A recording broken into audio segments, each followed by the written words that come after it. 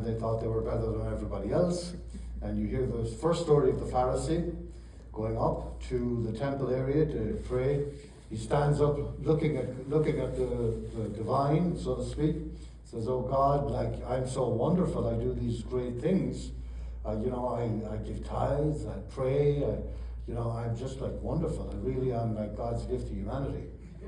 And then on the other hand, you've got the tax collector who stood from a distance away. He didn't even dare to approach so close. And he said, "Oh God, be merciful to me, a sinner." Very, very important words that we all can say. "Oh God, be merciful to me, a sinner." It reminds me of last Thursday's readings from Paul to the Romans, where he says, "Lord, I can't understand. I do the things I don't want to do, and I don't do the things I want to do." I think it's something we can relate to. But in today's gospel, we have the struggle between pridefulness and humility.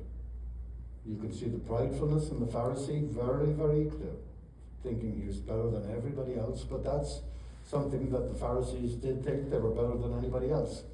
And then on the other hand, you have the tax collector, who may not have been the most popular man. They still aren't the most popular people in the world, but he stood from a distance and said, "Lord, be merciful to me, a sinner."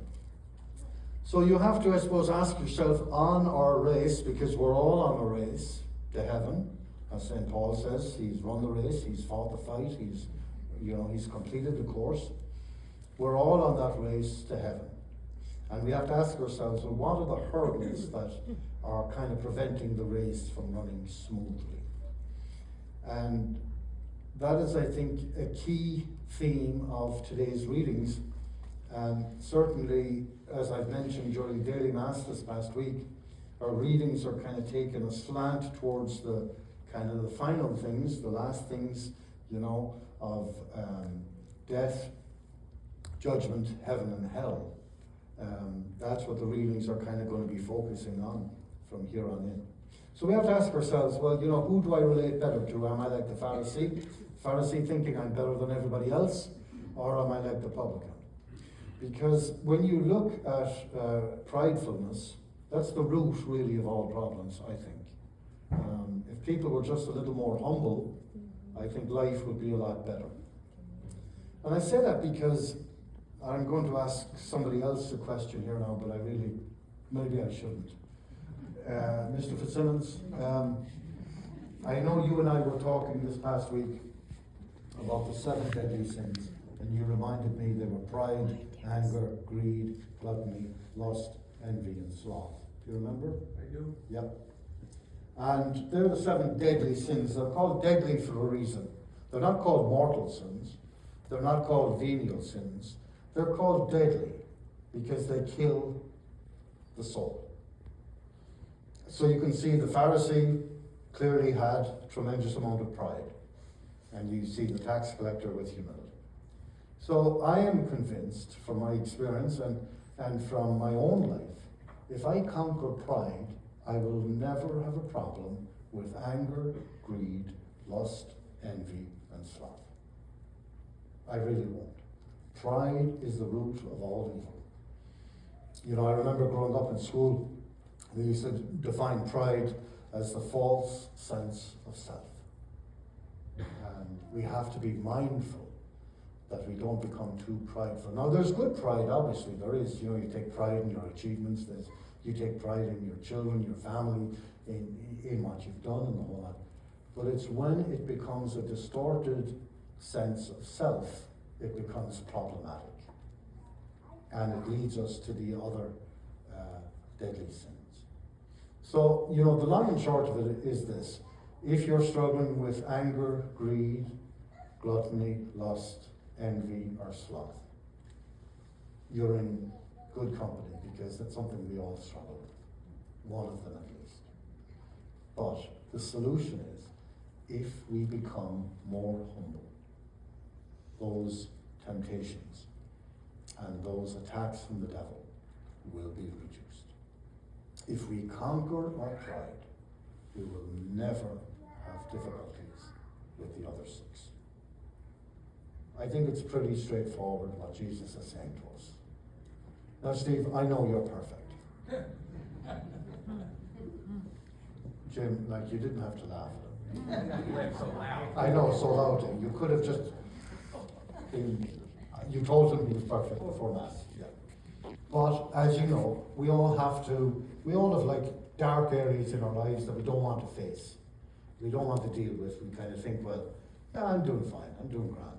You know, my prayer life's grand. I go to Mass. I do this, I do that. No, we can't ever say we're doing grand, because we're really saying we're not going to change. And we all must change, because the day we stop changing is the day when we're brought to the church and people say nice things about us. So my lasting thought for you is, if you're struggling, and we all struggle with at least one of them, with anger, greed, gluttony, lust, envy, and sloth, conquer your pride. Look for ways to become less prideful. Look for ways to become humble. Whether that's letting the car out in front of you, whether it's not honking, Jim, at cars in front of you, or do you remember when I caught you honking at cars? Do you remember? Only too well, Father. Yes. Poor Jim was leaving the parking lot and didn't know I was behind him. And he honked at a car. I was nearly crying, I was so upset. I have my pride. So well, get rid of the pride, that's the message. Jim was nearly crying when he saw me then. But it was funny, it couldn't have happened to a better person. But that's the lesson, I think. You know, let's become more humble. Let's put other people ahead of ourselves. And let's serve our brothers and sisters. Because when we do that, ultimately, we lead lives of happiness and contentment. You know, life is so hard by itself. We don't need to make it harder on ourselves. The solution is easy. If you're struggling with any of those deadly sins, look at your pride. And I guarantee you, pride is the source of all of those sins. Look for ways to become humble. Put other people before you. Serve their needs. Serve the church. Give back to God, who is the source of everything we have. Give it back to God and help Him to help you become more humble. And I'm not saying, you know, for you to ask God to help you to become more humble. I'm saying it for me too. We all need a little more humility and more grace in our hearts that God will give us. As the great King Elvis Presley said, a little less conversation and a little more action. We can't go wrong with that. May God bless you always.